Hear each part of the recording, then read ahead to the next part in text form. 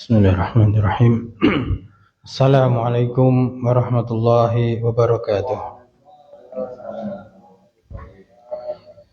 Innal hamdalillah nahmaduhu wa nasta'inuhu wa nastaghfiruh wa na'udzu billahi min shururi anfusina wa min sayyiati a'malina. Man yahdihillahu fala mudilla lahu wa man yudlil fala hadiya lahu.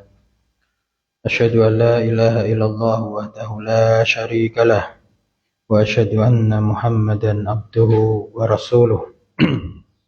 Allahumma salli wa sallim wa barik ala nabiyyina Muhammad wa ala alihi wa sahbihi wa man tabi'ahum bi ihsanin ila yaumil qiyamah. Qala Allah ta'ala ya ayyuhalladzina amanu taqullaha haqqa tuqatih wa la tamutunna illa wa antum muslimun. Wa qala subhanahu يا أيها الناس اتقوا ربكم الذي خلقكم من نفس واحدة وخلق منها زوجها وبث منهما رجالا كثيرا ونساء واتقوا الله الذي تساءلون به والأرحام إن الله كان عليكم رقيبا وقال عز وجل يا أيها الذين آمنوا اتقوا الله وقولوا قولا سديدا يصلح لكم أعمالكم ويغفر لكم ذنوبكم ومن يطع الله ورسوله فقد فاز فوزا عظيما أما بعد فإن أصدق الحديث كتاب الله تعالى وخير الهدى هدى النبي صلى الله عليه وسلم وشر الأمور محدثاتها وكل محدثة بدعة وكل بدعة ضلالة وكل ضلالة في النار. Ayyuhal ikhwah rahimani wa rahimakumullah. Alhamdulillah, senantiasa kita memuji Allah subhanahu wa ta'ala dengan lisan kita sebagai bentuk rasa syukur kita atas nikmat yang telah Allah berikan kepada kita dengan memperbanyak kalimat tahmid, itu alhamdulillahi rabbil alamin, atas segala nikmat yang Allah berikan pada kita baik jasmani maupun rohani, baik duniawiyah terlebih lagi diniyah ukhrawiyah. Maka kewajiban kita adalah mensyukurinya baik dengan lisan kita dan juga dengan hati kita. Kita yakini bahwa segala kenikmatan yang ada itu datangnya hanya dari Allah Subhanahu wa taala. Sebagaimana Allah telah jelaskan, wa ma bikum min ni'matin faminallah. Apa saja yang ada pada diri kalian dari kenikmatan itu datangnya hanya dari Allah Subhanahu wa taala. Dan kemudian sebagai bentuk rasa syukur kita adalah menggunakan nikmat tersebut untuk ketaatan. Jadi menggunakan kenikmatan yang telah berikan kepada kita untuk bertakwa kepada Allah Subhanahu wa taala. Dalam artian takwa itu menjalankan perintah-perintahnya dan meninggalkan larangan-larangannya. Dan kita masih di bulan yang mulia, di bulan Ramadan yang Allah Subhanahu wa taala mewajibkan puasa di dalamnya, la'allakum tattaqun, agar kalian bertakwa kepada Allah. Dan di bulan ini banyak sekali bentuk amal ketaatan dan ketakwaan kepada Allah Subhanahu wa taala. Baik salatnya, puasanya, dan ada zakatnya juga dan ibadah-ibadah yang lainnya sebagai bentuk ketakwaan kita kepada Allah Subhanahu wa taala. Dan juga di antara bentuk rasa syukur kita atas kenikmatan yang telah berikan kepada kita adalah kita gunakan waktu kita, kesempatan dan kesehatan kita untuk menuntut ilmu, untuk belajar, mengkaji ilmu yang bersumber dari Al-Quran dan juga Al-Hadis yang sahih.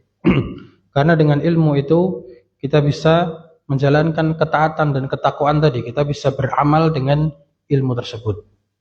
Dan alhamdulillah, biidnillahi ta'ala, dengan izin dari Allah Subhanahu wa ta'ala, wa bitaufiqih, dan juga dengan taufik dari Allah, wa bi inayatih, dan juga dengan pertolongan dari Allah Subhanahu wa taala, kita lanjutkan kajian kita di hari Ahad sore jelang berbuka, mengkaji tentang tafsir Al-Qur'an dengan membaca kitab Taisirul Karimir Rahman fi Tafsiri Kalamil Mannan, atau sering dikenal dengan tafsir As-Sa'di atau As-Sa'di, ini karya Al-Imam Al-Allamah Asy-Syaikh Abdurrahman bin Nasir As-Sa'di rahimallahu ta'ala.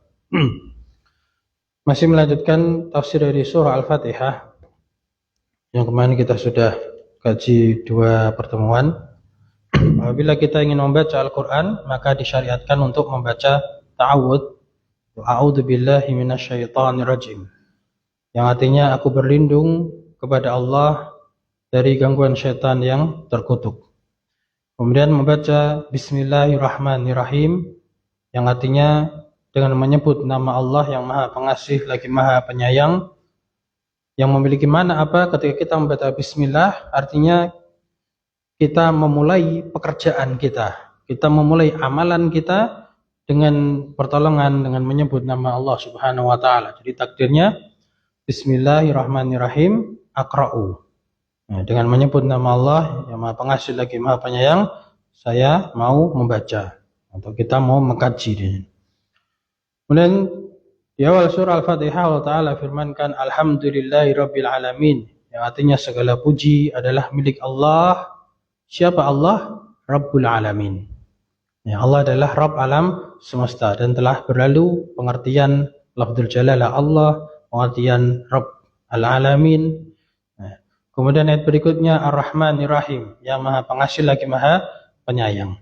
Ini adalah 2 nama Allah Subhanahu wa taala dari nama-nama Allah yang lainnya. Jadi ismani min asma'illahi ta'ala husna. 2 nama dari nama-nama Allah yang al-husna. Kemarin kita sampai itu ya, Ar-Rahmanir Rahim. Nah, sekarang kita masuk firman Allah Ta'ala Maliki Yaumiddin. Ya. Di baris kiri atas. Di Maliki Yaumiddin. Allah Subhanahu wa taala berfirman Maliki Yaumiddin. Nah, secara bacaan qiraah itu bisa dibaca 2 bacaan. Bisa dibaca mim panjang dengan mat, itu Maliki. Atau bisa dibaca pendek, Maliki. Mimnya pendek, 1 ketukan. Maliki Yaumiddin. Dan dua-duanya itu sama-sama mutawatir, sama-sama sah untuk dibaca, sehingga dipersilahkan, ada kebebasan di dalamnya apabila kita ingin membaca Maliki Yaumiddin ataupun Maliki Yaumiddin, dua-duanya dibolehkan.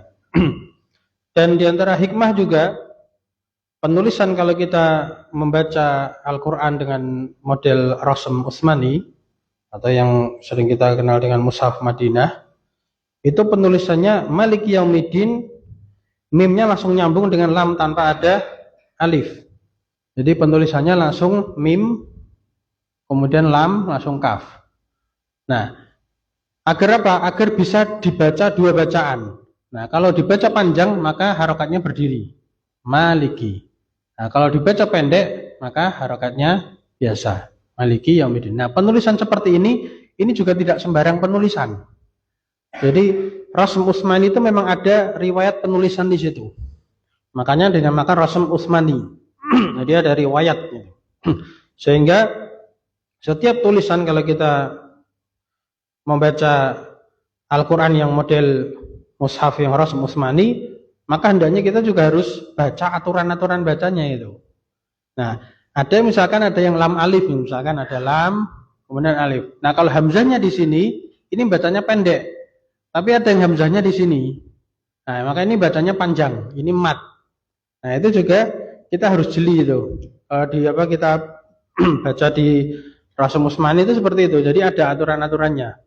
Beda dengan rasm atau tulisan model lokal, misalkan mushaf-mushaf Indonesia, maka itu mudah untuk kita orang Indonesia membaca. Ya, dan diarahkan ke 1 madhab qiraah saja. Kalau Al-Quran lokal itu diarahkan ke 1 madhab qiraah. Tapi kalau kita pakai Rasm Utsmani itu bisa kita baca dengan beberapa macam qiraah dari riwayat-riwayat yang ada. Nah, di sini kalimat Maliki Yaumiddin secara bacaan seperti itu. Adapun secara makna nanti akan dijelaskan kata Syekh rahimahullah taala. Namun secara ringkas, kalau bacaannya pendek, kalau Malik, nah ini artinya apa? Raja. Ya, kalau Allah berarti raja, diraja. Tapi kalau ini dibaca panjang, ya, Maliki mengandung alif kan, berarti Maliki Ini artinya dia isim fa'il dari malaka yamliku. Artinya apa? Yang. Ya, berarti kalau Allah berarti yang maha. Maha menguasai atau memiliki. Nah, jadi ini sama artinya apa? Raja itu kan dia maha menguasai, memiliki. Artinya sama saja. Cuman lebih mubalaghah untuk yang malik, pendek, raja. Ya, sehingga kalau di dalam surah An-Nas, nah, surah An-Nas itu tulisannya sama, Malikin Nas, itu tidak boleh dibaca panjang. Tidak ada riwayat yang membaca apa? Malikin Nas, tidak ada. Adanya pasti pendek, Malikin Nas itu pada surah An-Nas. Tulisannya sama, tapi qiraahnya cuma satu. Nah, itu bedanya antara surah Al-Fatihah dengan surah An-Nas. Itu dari sisi bacaan. Nah, kemudian dari sisi tafsir kata Syekh Sa'di rahimahullah taala, qala al-mufassir rahimahullah taala al-maliku. Nah, ini penulisan biasa, penulisan kitab. Ini kitab kan tulisan biasa, bukan tulisan Al-Qur'an. Kalau tulisan Al-Qur'an tadi ada riwayatnya. Maka boleh-boleh saja ini menulis dengan mim kemudian alif. Al-maliku kan itu. Nah, ini menunjukkan dia siga isim fa'il kalau kita belajar syaraf. Adanya yang menguasai, yang maha menguasai. Kata beliau al-maliku huwa manittasafa bisifatil mulki. Al-malik itu adalah zat yang man itu kan artinya kan siapa. Nah, siapa yang, ketika ini menjelaskan Allah kita sebutkan aja zat yang ittasafa tersifati bisifatil mulki dengan sifat kekuasaan. Nah, ini sebagaimana kaidah di dalam asma wa sifat yang telah berlalu juga. Jadi kalau kita menyebutkan Malik Yaumiddin, Malik itu berarti ismun, nama min asma'illah ta'ala al-husna, dari nama-nama Allah yang al-husna. Nah, kaidahnya kalau kita menetapkan asmaul husna, setiap nama dari nama-nama Allah pasti mengandung sifat. Nah, maka sifatnya apa? Bisifatil mulki, sifatnya adalah al-mulk, kekuasaan. Jadi Allah memiliki sifat maha kuasa, maha memiliki, maha merajai. Nah, itu sifatnya. Nah, nanti hukumnya apa? Konsekuensinya apa setelahnya itu? Allati yang min asariha, di antara bentuk asarnya, asar itu tuh bekas, jejak atau bukti. Ya, bukti-buktinya, bukti-bukti kekuasaan Allah Subhanahu wa taala adalah annahu ya'muru wa yanha. Allah Subhanahu wa taala memerintahkan dan melarang. Nah, itu haknya siapa? Haknya raja, kan itu. Haknya penguasa untuk bisa apa? Memerintah atau melarang. Itu buktinya. Nah, ini berarti konsekuensi hukum dari nama Al-Malik. Memiliki sifat mulk, memiliki hukum, konsekuensi apa? Ya'muru wa yanha, memerintahkan dan melarang. Kemudian juga memiliki konsekuensi yang lainnya, yaitu apa? Wa yusibu wa yu'aqabu. Wa yu'aqibu, afan. Yusibu wa yu'aqibu, dibaca fi'il ma'lum. Artinya yusibu memberikan sawab, pahala. Memberikan pahala. Yu'aqibu memberikan apa? Iqab, memberikan hukuman. Jadi Allah Subhanahu wa taala, zat yang maha menguasai, yang maha memiliki, merajai segala sesuatu itu, maha memberikan apa? Pahala. Maha memberikan hukuman. Allah akan berikan pahala kepada orang yang taat, kan itu. Dan Allah akan memberikan hukuman kepada orang yang maksiat. Dan perbuatan Allah itu kemarin sudah berlalu juga, selalu berkisar bainal fadli wal adl, antara keutamaan dan keadilan. Kalau Allah memberi pahala, berarti adalah fadlun minallah, keutamaan dari Allah Subhanahu wa taala. Ya, haknya Allah, gitu. Allah memberikan pahala itu haknya Allah. Kita nggak bisa nuntut. Oh, saya sudah beramal soleh nih, saya harus dapat pahala. Nggak bisa itu. Iya, kalau amalmu benar-benar ikhlas, kan ya ada yang tahu, kecuali Allah kemudian kamu sendiri. Jadi Allah ngasih pahala itu hak prerogatifnya Allah, hak khususnya Allah. Itu adalah karunia dari Allah Subhanahu wa taala. Allah akan memberikan pahala. Dan pahala dari Allah itu luar biasa.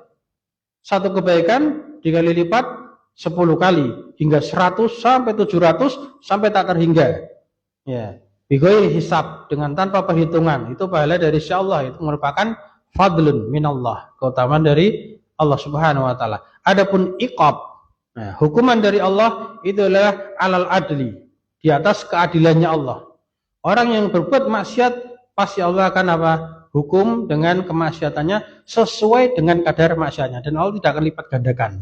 Nah, itu merupakan Masya Allah ya, keutamaan dari Allah Subhanahu wa taala. Kalau kebaikan, kebajikan amal soleh dilipat gandakan pahalanya. Tapi kalau keburukan, kejahatan, kemaksiatan sesuai dengan apa yang dia perbuat. Ya, maka sangat-sangat disayangkan sekali dengan konsep yang seperti itu kok masih bisa masuk neraka itu, waliyadzubillah. Ya, waliyadzubillah. Wong amalan saja dilipat gandakan berkelipat, tapi maksiat itu dihitung cuma sesuai dengan maksiatnya. Tapi masih bisa masuk neraka, waliyadzubillah. Nasallahu salama wal afiyah. Nah, kemudian juga di antara asar atau jejak bekas bukti daripada kekuasaan Allah adalah wa yatasarrafu bi mamalikihi bi jami'i anwa'i tasarrufati. Nah, wa yatasarrafu, tasarruf itu artinya itu mengelola, memanage, ya, mengatur. Nah, dan Allah Subhanahu wa taala mengatur mamalik. Mamalik itu jamak dari mamluk. Mamluk itu isim maf'ul. Kalau malik isim fa'il berarti apa? Yang menguasai. Kalau mamluk berarti yang dikuasai. Artinya siapa? Budak atau hamba. Jadi Allah Subhanahu wa taala mengatur hamba-hambanya. Ya, Allah mengatur hamba-hambanya bijami'i anwa'i tasarrufat, dengan segala bentuk pengaturan. Jadi Allah atur seluruh hambanya dengan berbagai macam bentuk pengaturannya. Allah Subhanahu wa taala, terserah Allah. Ya, Allah Maha mengatur. Kemudian kata beliau rahimahullah taala, wa adafal mulka liyaumiddin. Dan Allah Subhanahu wa taala mengidhofahkan. Nah, para ulama ahli tafsir, namanya Al-Qur'an itu bahasa Arab. Ya, maka menafsirkannya juga pakai apa? Kaidah bahasa Arab. Adhofa itu apa? Mengidhofahkan. Nah, kalau dalam nahwu apa? Ada susunan apa? Idhofah, mudhof, mudhof ilaih. Nah, Allah mengidhofahkan ini apa? Menyandarkan. Allah menyandarkan al-mulk, kekuasaannya itu liyaumiddin, kepada yaumiddin, hari pembalasan. Kan kalimatnya maliki yaumiddin. Nah, maliki itu dalam nahwu dia mudhof. Yaumi mudhofun ilaih, wa huwa mudhof lagi. Nah, kemudian adini mudhofun ilaih. Maka dia majrur semua itu. Yaumi majrur, adini majrur, mudhofun ilaih lagi. Ataupun maliki itu badal dari ayat sebelumnya, Ar-Rahmanir-Rahimi. Nah, Ar-Rahmanir-Rahim itu badal atau sifat atau naat dari sebelumnya, itu bismillahi. Alhamdulillahi rabbil alamin. Nah, rabbil alamin. Alhamdulillahi rabbil alamin, Ar-Rahmanir Rahim. Maliki. Nah, itu majrur semua. Itu dari sisi nahwu. Jadi Allah Subhanahu wa taala menyandarkan kekuasaannya kepada hari pembalasan, yaumiddin. Nah, kata adin ini sudah sering kita sampaikan di dalam bahasa Arab atau dalam bahasa Al-Quran. Adin itu ada dua makna. Adin yang satunya maknanya adalah agama. Agama itu artinya itu amalan. Itu ada pada surah Al-Kafirun. Lakum dinukum waliyadini. Nah, bagi kalian agama kalian dan bagiku agamaku. Maknanya apa? Lakum a'malukum walana a'maluna. Bagi kalian amalan-amalan kalian dan bagi kami amalan-amalan kami. Itu din yang artinya agama, amalan. Ada surah Al-Kafirun. Adapun dalam surah Al-Fatihah, Maliki Yaumiddin, ad-din di sini artinya al-jaza, pembalasan. Hari pembalasan. Dan ini sesuai dengan peribahasa atau syair orang Arab mengatakan kama tadinu tudanu. Sebagaimana kamu tadinu beramal, beragama itu beramal, tudanu maka kamu akan dibalas. Jadi balasan itu sesuai dengan amalannya. Al-jaza min jinsil amal. Kama tadinu tudanu. Sebagaimana kamu beramal, kamu akan dibalas. Jadi makna din ada dua tadi. Adapun di dalam surah Fatihah sedang kita baca, makna din di sini artinya adalah hari pembalasan. Dan Allah Subhanahu wa taala mengidhafahkan, ya, menyandarkan kekuasaannya itu pada hari pembalasan dalam surah ini. Nah, dan makna ad-din di sini kata Syekh rahimahullah taala wa huwa yaumul qiyamati. Ad-din di situ adalah yaumul qiyamah, hari kiamat. Ya, karena namanya pembalasan itu kapan terjadinya? Di hari kiamat. Di dunia ini kita sedang beramal, mencari bekal, ya, mencari pemberat timbangan kita yang kelak di hari kiamat, di akhirat baru akan ditimbang, dihisab, baru kemudian diberikan jaza balasan. Maka ad-din di sini maknanya adalah yaumul qiyamah. Ya. Yauma yudanun nasu fihi bi'amalihim. Pada hari yudanun nas, manusia itu akan dibalas. Manusia akan dibalas fihi pada hari tersebut bi'amalihim dengan amalan-amalan mereka. Khairiha wa syarriha. Amalan-amalan mereka yang baiknya dan yang buruknya. Faman ya'mal mithqala dzarratin khairan yarah wa may ya'mal mithqala dzarratin syarran yarah. Jadi barang siapa yang beramal kebaikan meskipun sekecil dzarrah, maka dia akan melihat, dan barang siapa yang beramal keburukan sekecil dzarrah pun dia juga akan melihatnya. Itu akan dibalas. Nah, dari ayat ini pula lah yang harusnya sering kita dengar itu apa? Inna sholata tanha anil fahsya'i wal munkar. Itu tuh kuncinya di sini. Sesungguhnya sholat itu bisa mencegah dari perbuatan keji dan mungkar. Itu karena kalau orang itu paham ketika sholat itu membaca Maliki Yaumiddin. Setiap amalan kita itu pasti akan dibalas. Jadi kalau dia setiap hari 5 waktu itu membaca ini terus 17 kali kan, 17 rakaat kan, itu bisa mencegah perbuatan keji dan mungkar karena dia ingat ketika mau berbuat buruk, perbuatan buruk ini pasti akan dibalas oleh Allah. Nah, segera dia beristighfar, bertobat, menjauhi perbuatan-perbuatan maksiat tersebut. Jadi sholat itu bisa menahan seseorang dari perbuatan keji dan mungkar jika sholatnya benar-benar benar. Jika sholatnya benar-benar benar. Kalau sholatnya nggak benar ya acak-acakan ya sesuai dengan kadar sholatnya kehidupannya. Nah, baiknya maupun buruknya itu akan dibalas. Lianna fi dzalikal yaumi, dikarenakan pada hari itu yadharul lil khalqi tamamuz zuhuri atau tamamaz zuhuri. Jadi yadharul lil khalqi akan nampak. Jadi pada hari itu akan zahir, akan nampak terhadap para makhluk tamamaz zuhur dengan penampakan yang sangat sempurna. Ya, dengan penampakan yang sangat sempurna, ya. Apa yang nampak? Ini failnya kamalu. Ya, kamalu mulkihi.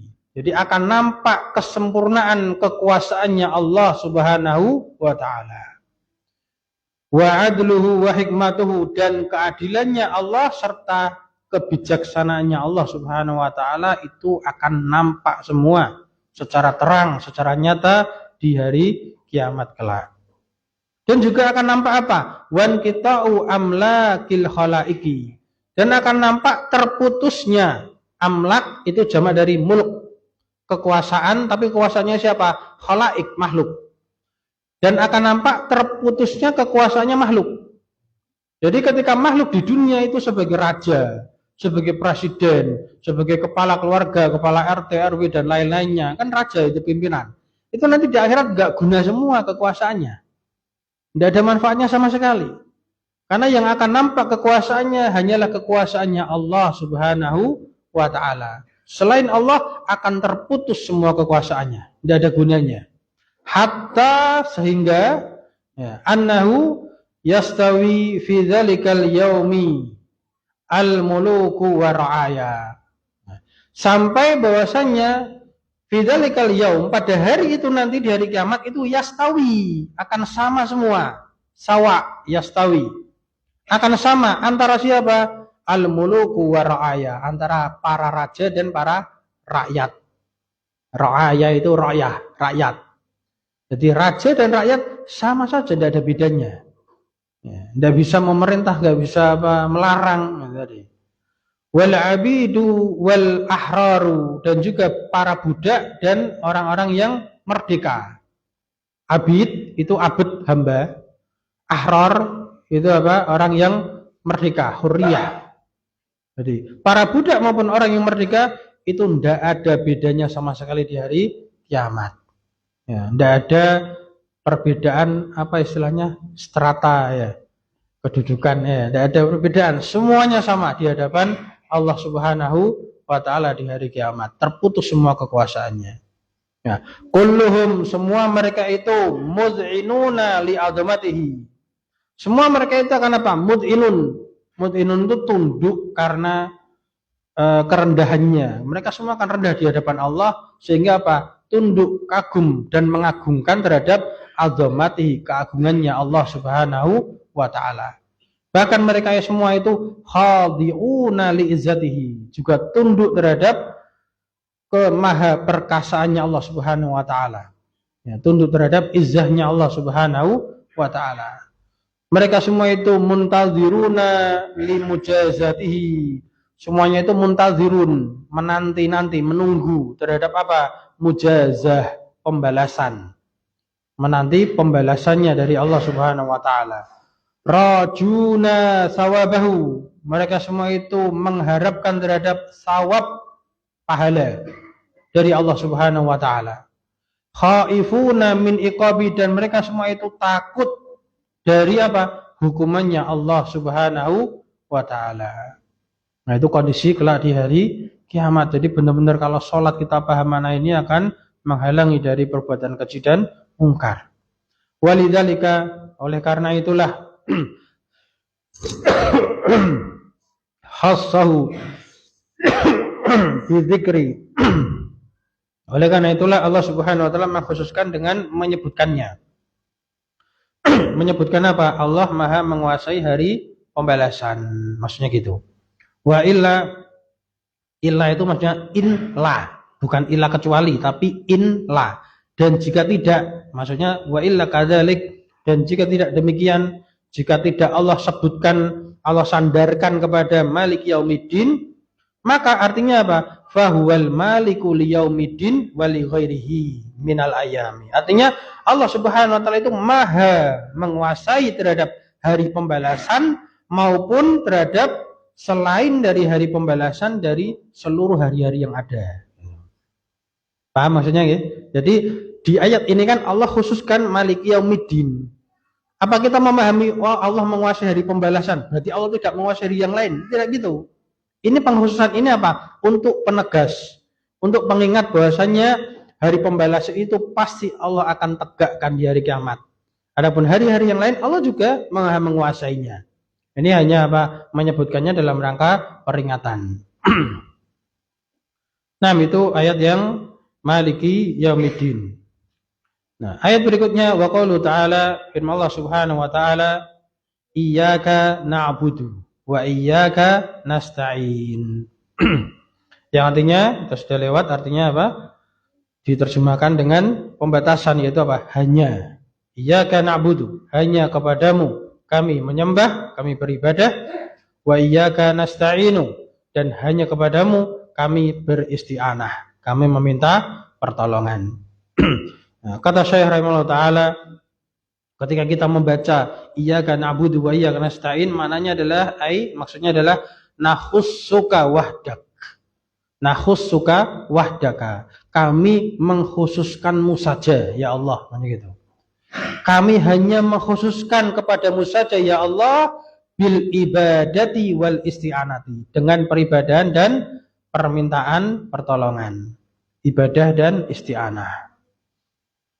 Jadi ketika kita membaca iyyaka na'budu wa iyyaka nasta'in, artinya hanya kita khususkan kepada Allah saja peribadahan kita dan permintaan pertolongan kita hanya kepada Allah Subhanahu wa taala.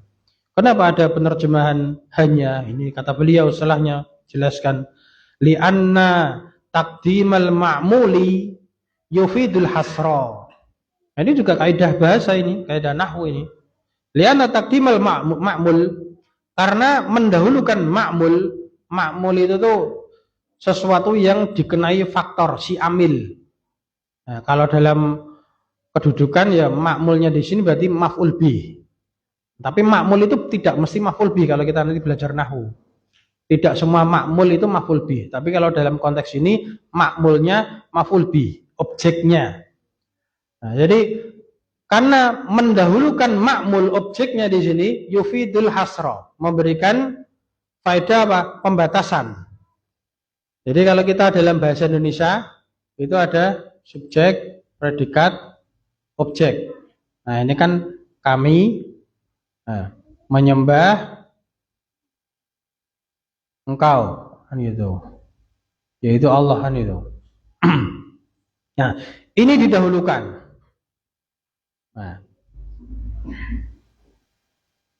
Nah, sehingga memberikan faedah apa? Hanya kepada engkau baru subjek. Berarti ini O baru S ke P. Hanya kepada engkau kami menyembah. Nah, ini faedah seperti ini, secara bahasa kayak gitu. Jadi yang harusnya subjek, predikat, objek, ketika objeknya didahulukan, maka memberikan makna hanya, pembatasan. Ya. Taqdim al-ma'mul yufidul hasra. Jadi mendahulukan objek di sini memberikan faedah pembatasan. Ya. Wahwa, yaitu isbatul hukmi lil madkuri, menetapkan hukum kandungan daripada perbuatan yang ada pada kalimat tersebut. Hukum di sini maksudnya itu perbuatan dalam kalimat tersebut itu apa? Peribadahan, na'budu. Nah, itu kalau dalam bahasa itu dinamakan dia perbuatan itu hukum. Jadi menetapkan perbuatan itu lil madhkuri, untuk yang disebutkan. Nah, untuk yang disebutkan itu hanya untuk Allah Subhanahu wa taala. Wa nafyuhu, dan menafikan, meniadakannya. Yang meniadakan hukum itu, meniadakan perbuatannya, jadi meniadakan peribadahan dan permintaan pertolongan itu amma adahu, dari apa saja selain dia Allah Subhanahu wa taala. Jadi maknanya apa?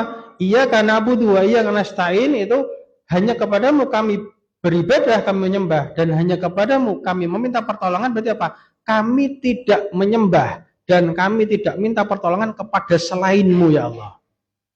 Nah, ini kalau kita memahami iyyaka na'budu wa iyyaka nasta'in, ini merupakan kandungan dari tauhid uluhiyah atau makna daripada kalimat tauhid la ilaha illallah. Nah, tidak ada yang disembah dengan benar kecuali hanya Allah Subhanahu wa taala. Selain Allah, jika disembah itu adalah kebatilan. Jadi kita beribadah hanya kepada Allah Subhanahu wa taala. Jadi menafikan peribadahan dari selain Allah Subhanahu wa taala.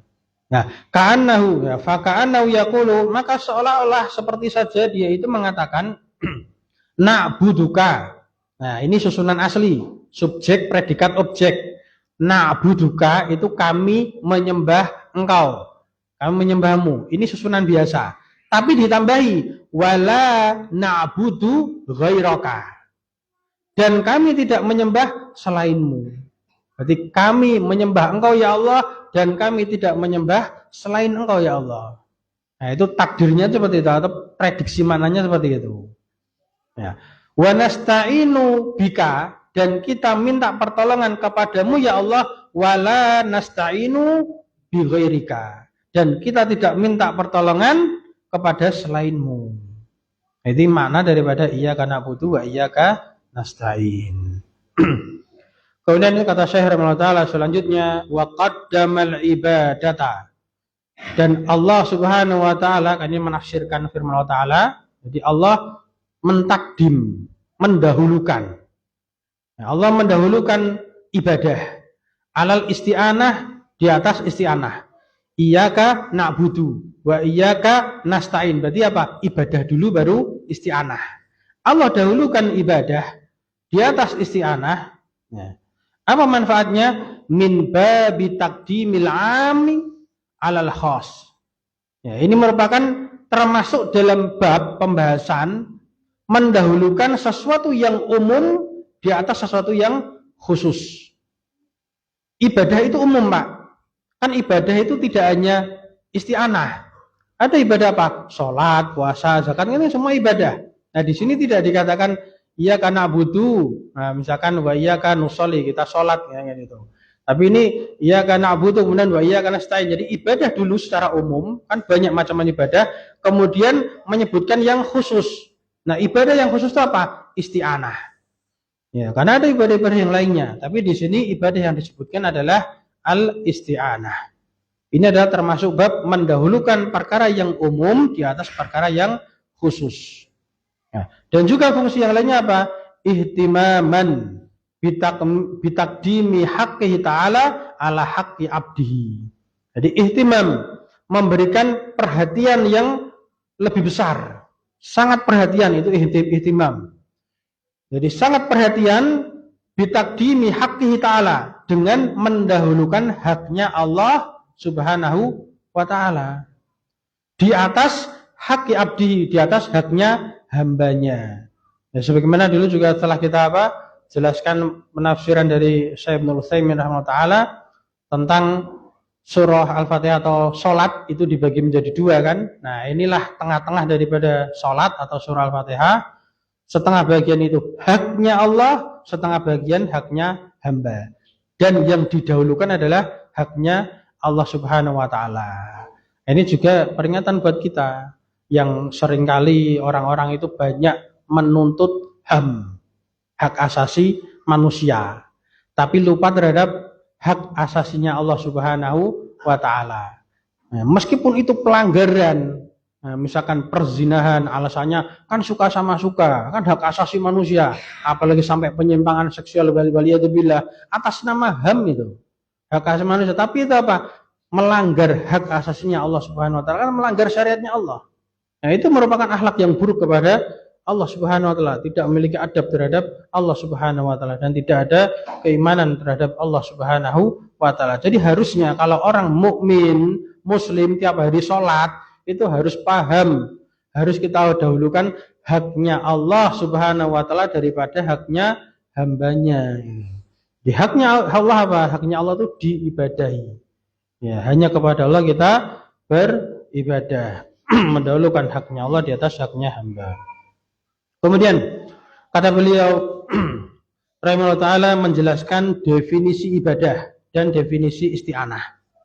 Wal ibadatu, dan ibadah itu adalah ismun jami'un likulli ma yuhibbuhullahu wa yardahu minal a'mali wal aqwali dhahirati wal batinati.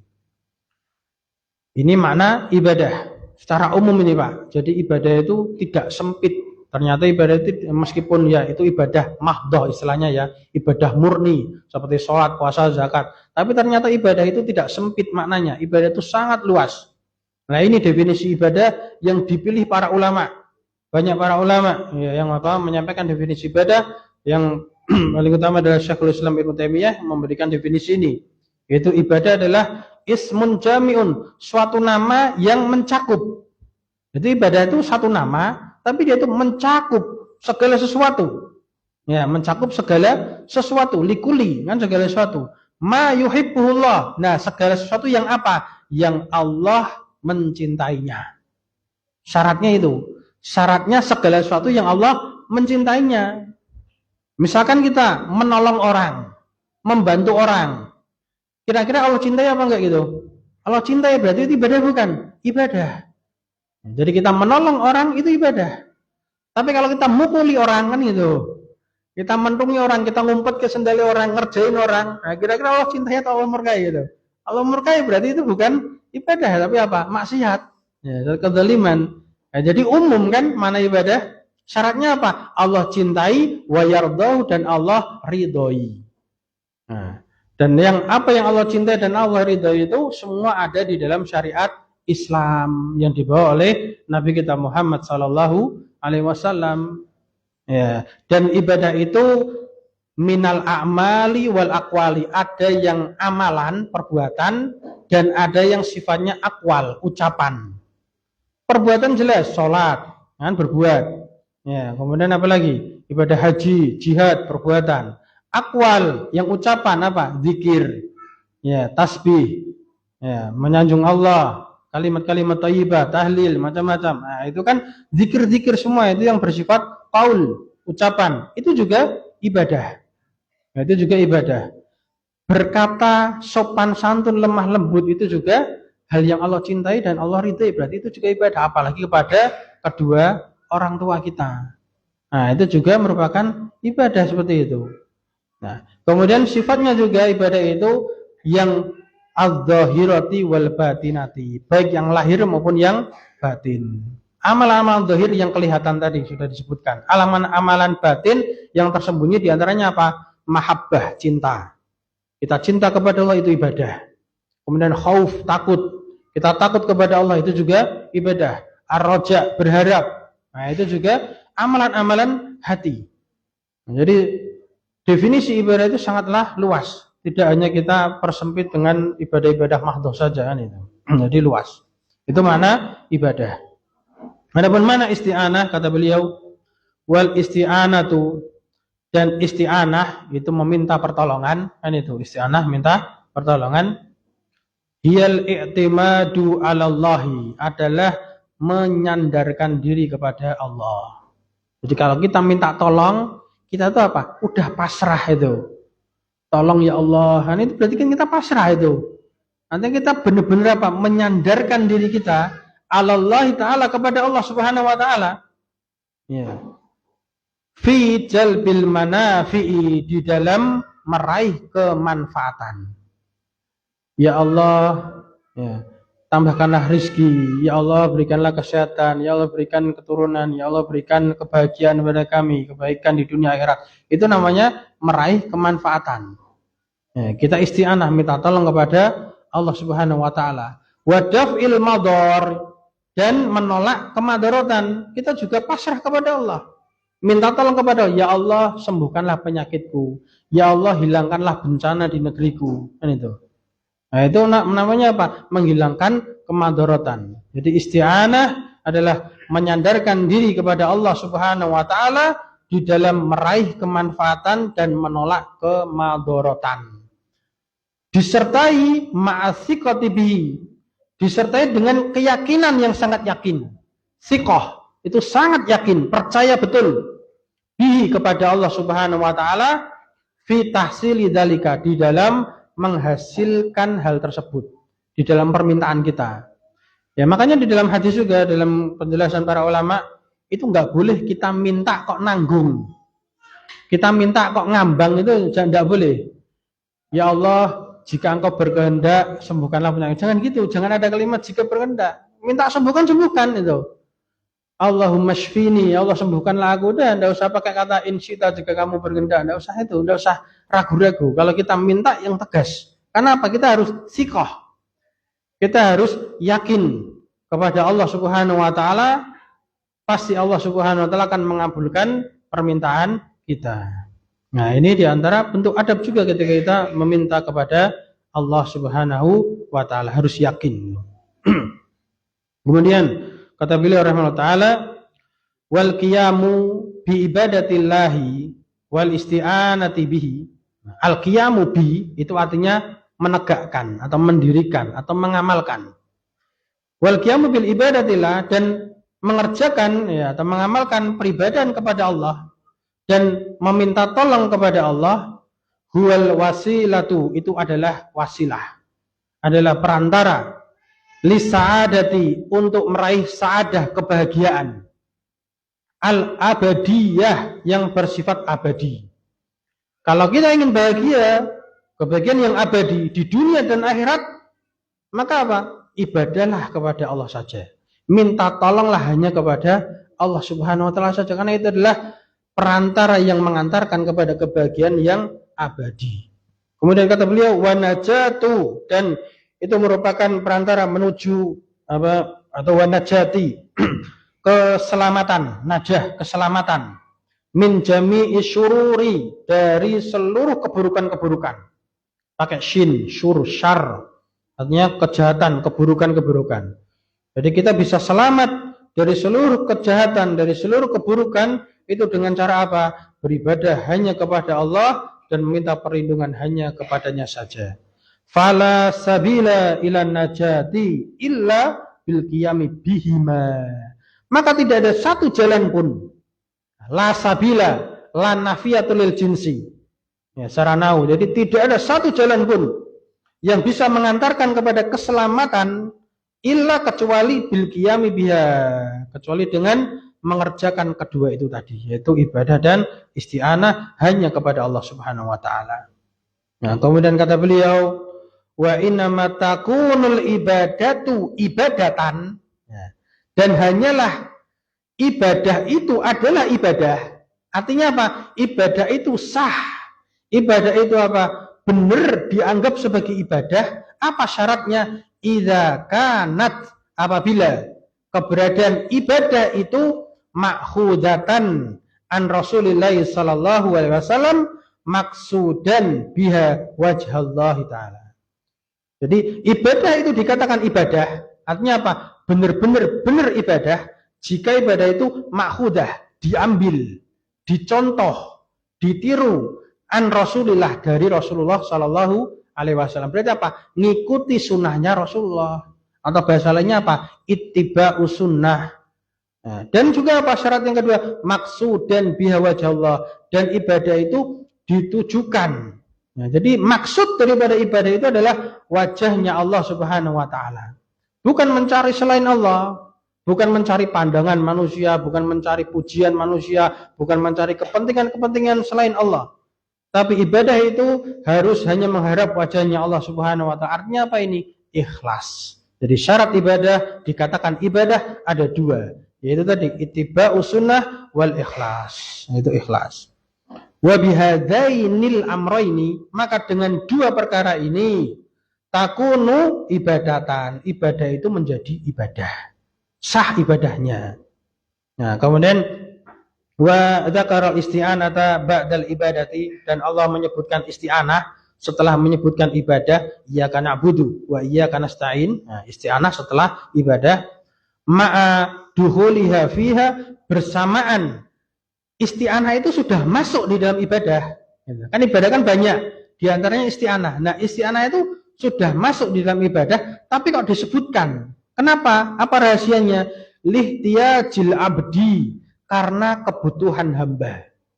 Jadi kita sebagai hamba itu sangat butuh fi jami'i ibadatihi, di dalam seluruh peribadahannya, ilal isti'anati billahi ta'ala, kepada minta tolong kepada Allah Subhanahu wa taala.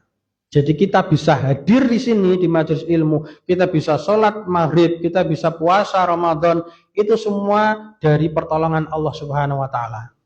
Bukan dari diri kita sendiri. Jangan merasa sombong, wah saya puasa, saya kuat. Itu semua pertolongan dari Allah Subhanahu wa taala.